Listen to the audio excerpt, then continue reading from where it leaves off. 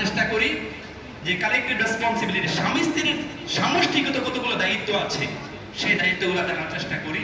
1 নম্বর দায়িত্ব হলো sacrifice. Sacrifice লাগবে। দাম্পত্য জীবন আপনার শুরু হয়েছে, স্যাক্রিফাইস লাগবে। স্যাক্রিফাইস জীবনের আসল চাবিকাঠি হচ্ছে স্যাক্রিফাইসের খেলা। অর্থাৎ স্যাক্রিফাইস ইজ দ্য কি of successful happy couple life. অর্থাৎ দাম্পত্য জীবনের আসল খেলাটাই হচ্ছে স্যাক্রিফাইসের খেলা। একজনকে মানিয়ে নেওয়া, ছাড় দেওয়া। যদি বলেন যে হ্যাঁ ভুল করলা কেন, কোনো ছাড় নাই। এই দাম্পত্য জীবনে পশ্চিমকালে আপনি শান্তি নামক শব্দটা পাবেন না। যদি শান্তি পেতে চান ছাড় দিতে হবে, আপনাকে ছাড় দিতে হবে, মানিয়ে নিতে হবে। কারণ বলা হয়েছে no one the perfect in the world. এই পৃথিবীতে কেউ পারফেক্ট না। স্ত্রীর যেমন দোষ আছে স্বামীরও দোষ আছে না নাই? কথা বলেন আছে না নাই? স্ত্রীর যেমন গুণ আছে স্বামীরও গুণ আছে না নাই? দোষে গুণিত মানুষ, ভুল হতে পারে। যদি কারো সমস্যা হয় আপনি তাকে সুন্দরভাবে বুঝিয়ে বলেন, দেখবেন দাম্পত্য জীবনের ভালোবাসাটা কমবে না বাড়বে? কথা বলেন কমবে না বাড়বে? আর আপনি যদি বলেন তাল গাছটা সবার ফলগুলো আমার, এই দাম্পত্য জীবনে সুখ আশা করা যাবে না। এজন্য স্যাক্রিফাইস করতে হবে, মানিয়ে নিতে হবে, ছাড় দেওয়ার মন মানসিকতা রাখবে। 1 নম্বর গুণ হলো ছাড় দিতে হবে। ভুল হবে, আমারও ভুল হবে, আপনার স্ত্রীরও ভুল হবে, কিন্তু ছাড় দেওয়া লাগবে। এটাকে ক্ষমার দৃষ্টিতে দেখতে হবে। এটা 2 ভাবে লিস্ট করা যেতে পারে। বলা হয়েছে একটা হচ্ছে দোষের লিস্ট আর একটা হচ্ছে গুণের লিস্ট। আমরা গুণের লিস্টটা বলবো, দোষের লিস্টটাকে ডিলিট করে ফেলবো। দেখবেন দাম্পত্য জীবন আপনার স্ত্রীর যে গুণগুলো আছে আপনি যদি তার কাছে প্রেজেন্টেশন করতে পারেন, স্ত্রী যদি স্বামীর গুণগুলো যদি উপস্থাপন করতে পারে, স্বামীও খুশি, স্ত্রী খুশি। সুবহানাল্লাহ। যারা কত বড় বাইরে, এই গুণগুলো কি আমরা অন্তর্ভুক্ত করতে পারবো? বলেন পারবো? চেষ্টা করবো ইনশাআল্লাহ। তারপর 2 নম্বর গুণ হচ্ছে যে স্বামী স্ত্রীর সম্মিলিত দায়িত্বের 2 নম্বর গুণ হচ্ছে ঝগড়া করা যাবে না।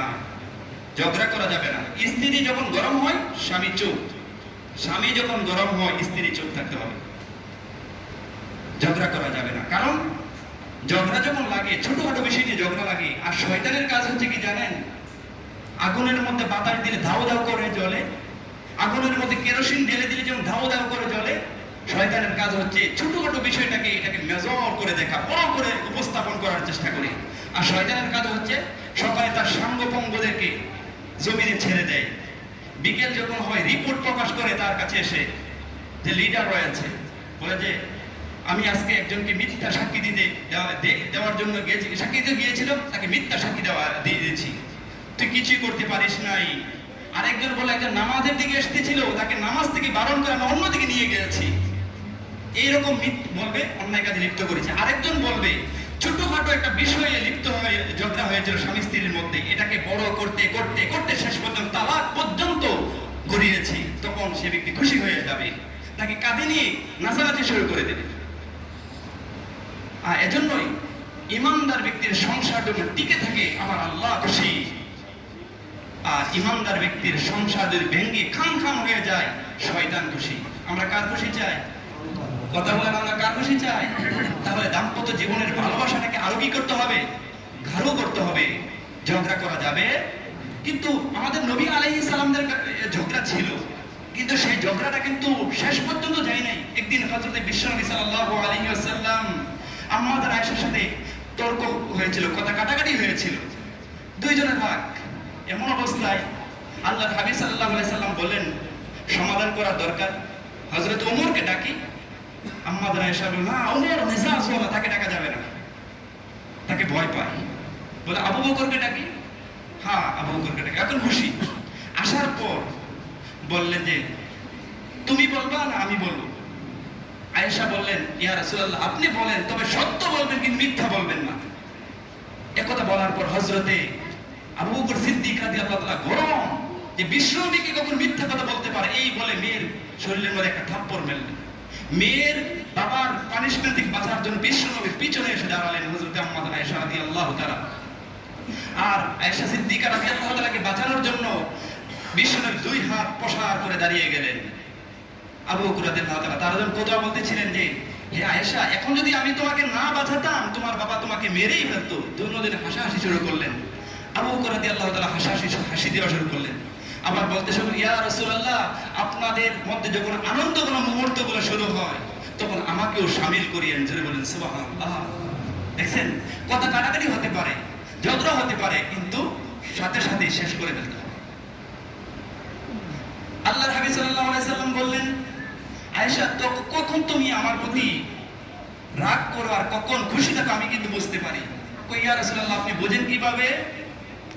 আল্লাহর হাবিব বলেন, যখন তুমি আমার প্রতি রাগ থাকো তখন তুমি বলো, রব্বি ইব্রাহিম, হে ইব্রাহিমের রব, আমার দোয়া কবুল করো, আমাদের অবনতি দূর করে দাও, আমাদেরকে শান্তি দিয়ে দাও, এভাবে দোয়া করে। আর যখন আপনি খুশি থাকেন দোয়া করেন, রব্বি মুহাম্মদ, হে মুহাম্মাদের রব, আমাদের দোয়া কবুল করেন, আমাদের হাজত পুরা করে দেন, আমাদের নামাজ কবুল করে দেন। জোরে বলেন সুবহানাল্লাহ।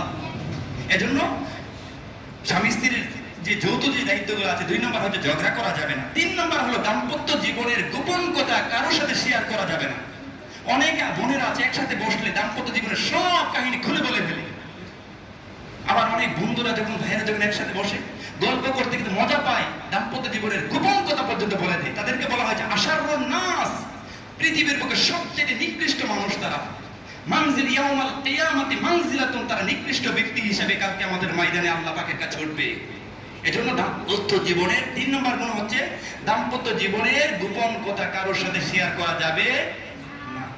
4 নম্বর হলো অহেতুক সন্দেহ করা। আমাদের দেশে সবচেয়ে বেশি যে স্ত্রী স্বামীকে সন্দেহ করে, দেখি তুমি কার সাথে কথা বলো, এদিক গেলে কেন, এদিকে তাকাইলে কেন, তোমার মোবাইল দেখি, মোবাইলে ফেসবুকের আইডি দাও, ফেসবুক কার সাথে চ্যাটিং করেছো, এই যে সন্দেহ, আহা, এই সন্দেহ এই সংসারটাকে জাহান্নামের টুকরা বানিয়ে ফেলেছে। আবার ভাবিও কি করে, এইরকম সন্দেহ করে, ভাইও সন্দেহ করে। এই সন্দেহের কারণে দাম্পত্য জীবনের মধ্যে দাও দাও করে আগুন জ্বলে। অথচ এই দাম্পত্য জীবনের সম্পর্ক কিসের সম্পর্ক বলেছিলাম? জান্নাতি সম্পর্ক। কিসের সম্পর্ক বলেন?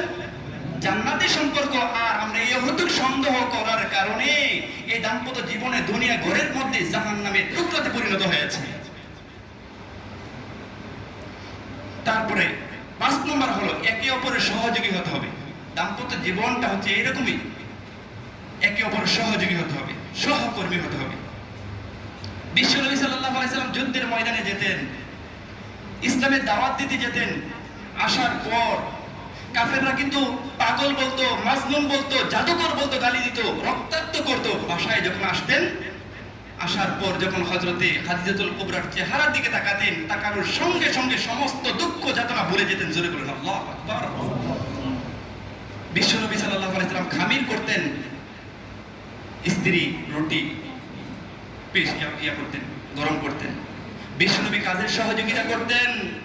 আমরা এখন স্বামী যারা আছি, এই স্ত্রীর কাজে সহযোগিতা করাটাকে লজ্জা মনে করি, করি কিনা বলেন? লজ্জা মনে করে থাকি। তাহলে 5টা দায়িত্ব আমরা পেয়েছি, স্বামী স্ত্রীর উপর দায়িত্ব।